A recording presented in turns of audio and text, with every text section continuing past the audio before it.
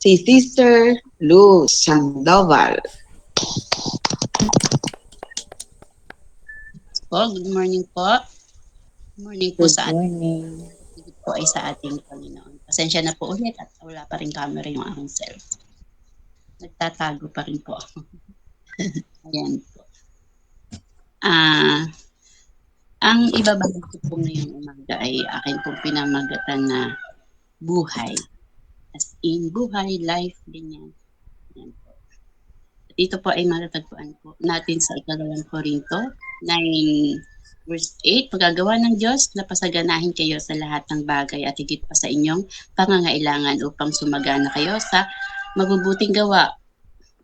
Purihin po ang Panginoon sa banal niyang salita. Samahan niyo po muna ako sa maikling panalangin. Yes, Lord, pinupuri ka po namin at pinapasalamatan sa umagang ito. Sana tunay nga po na ikaw lamang ang pinakadakila sa lahat sapagkat sa iyo po, Lord, galing lahat ng meron kami ngayon. Maraming salamat po sa lahat, lalo na sa bigay ninyong buhay sa amin. Buhay na dapat naming pangalagaan at buhay na hindi dapat ipagpapalit sa kahit na anong kayamanan sapagkat, Lord, ang buhay namin ngayon, ikaloob mo at ikaw din, Lord, ang may karapatan dito. Lord, sa umagang ito ay muli mo po akong gamitin at ikaw po ang manguna at naway ikaw ang kanilang makita at madama sa pagpapahayag po ng iyong salita. Muli mo at sa aming mga puso.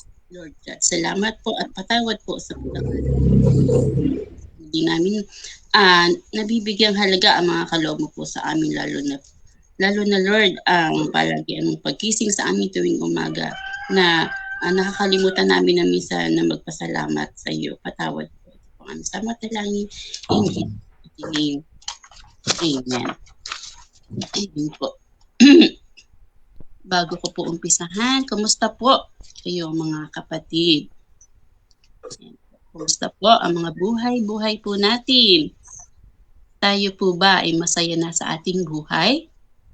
Tayo po ba ay kontento na? Or may hinahangad pa po tayo sa buhay natin? Material po ba ito? Or spiritual na hangarin? Yan po. Mga kapatid, may tanong po ako. Magbibigay po ba sa inyo ng 1,000,000? 1,000,000 tatanggapin. Tanggapin po ba natin? Kasi ako po, syempre, 1,000,000 po yun. At huwag na daw pong mahiya. Tanggapin na po. Pero ang tanong pa po, ano ang mararamdaman mo pag binigyan ka ng 1,000,000?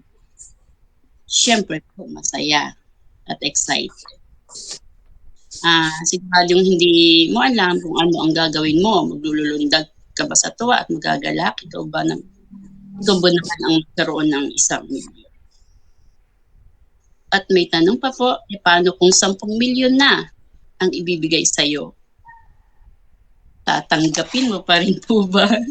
Ay, syempre naman, 10 na yun. Ayan, yung 1,000,000 nga, yung saya-saya na natin. Doon pa po ba sa 10,000,000? Ayan, sino po ba yung tatanggi? Kunyari naman, hawak mo na po yung 10,000,000. Kunyari, di ba po? Ang saya-saya at parang feeling mo, wala nang makakasira sa mood mo.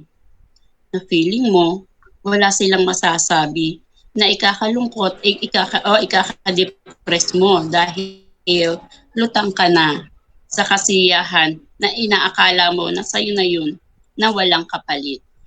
Ayan. Pero ito palang 10,000,000, excuse me po, ito palang 10,000,000 ay may kondisyon. Ang kapalit ay buhay. Buhay mo. At bukas hindi ka na magigising. Ayan.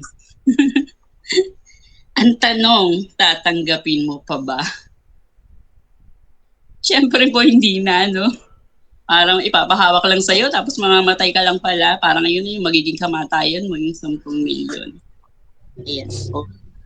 Diba po? Tingnan niyo po yun. Ano pang ibig sabihin nun na mas mahalaga sa atin? Ibig sabihin, mas mahalaga sa atin ang ating buhay. ang kalusugan natin kaysa sa pera. Diba po? Amen po? Though minsan sa buhay natin, may mga taong nagbubuwis ng buhay dahil sa pera. May mga tao naman pumapatay dahil sa pera. Yung mga taong hindi kumikilala sa Diyos dahil mas mahalaga sa kanila ang pera. Di ba po? Gaya ng yung nauuso ngayon, yung mga nangunguha ng bata. Yan. Pumapatay sila dahil gusto nila kumita ng malaking pera.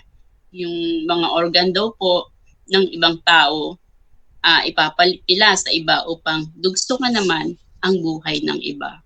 Pero sa maling pamamaraan dahil pera din ang ginagamit nila para makasalba ng ibang buhay.